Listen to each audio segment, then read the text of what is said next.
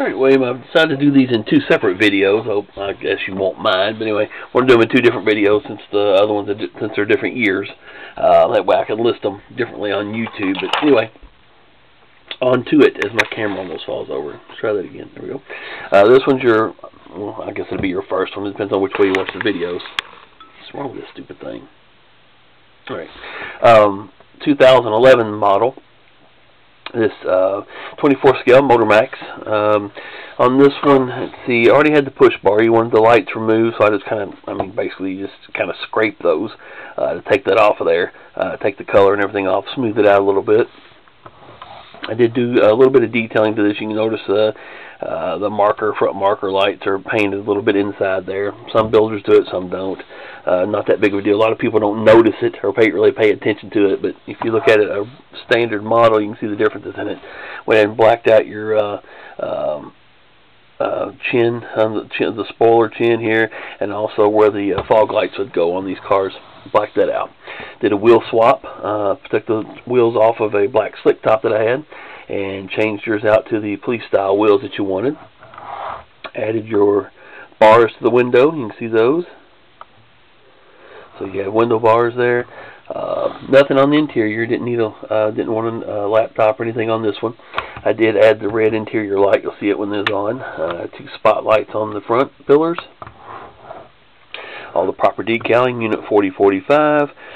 The antenna that went a little bit crooked because I reached across a while ago and bent it. There we go. 4045. You had mentioned the trunk number, so everything's on there. Correct license plate for this one. And of course this side looks identical.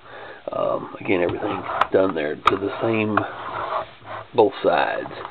9-volt battery in this one. Can't remember what I built for you before, if it was a Charger, I can't even remember. But anyway, with this one, to change the battery, you just take the 2 screws out that are in the back, and this rear clip will kind of pull out this back bumper. So when it pulls out, you can just change the battery through there. No reason in taking all the screws out.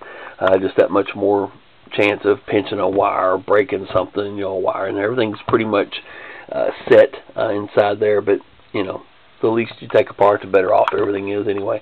So like I said, just the 2 screws on the bottom here.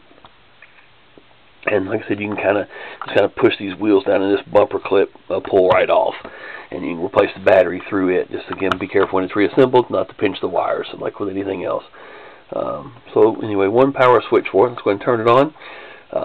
And then also this one here, I mentioned that for the siren. We'll go over that here in just a second. You can see your red interior light that you asked for. Instead of mounting it on a wand like I've done before, I'm actually mounting them to the roof now, to the headliner, so they shine down. That way they're not really visible, it's like sticking forward like, down here at the bottom. Just kind of sitting up on the roof, so they shine down in the interior. I did use one of my circuit boards for the wigwag. You wanted the warm white headlights, so I would use one of my wigwag circuit boards for that I build. Same one I use in my school bus models. So anyway, so I added your LEDs for that. Again, blue strobe light bar, red interior light, and then of course your flashing tail lights on this one that you asked for, and then the siren. And I pressed the wrong button. The siren. Regular old, same old siren. Oh, the hood does open on this as well. Different tones with it.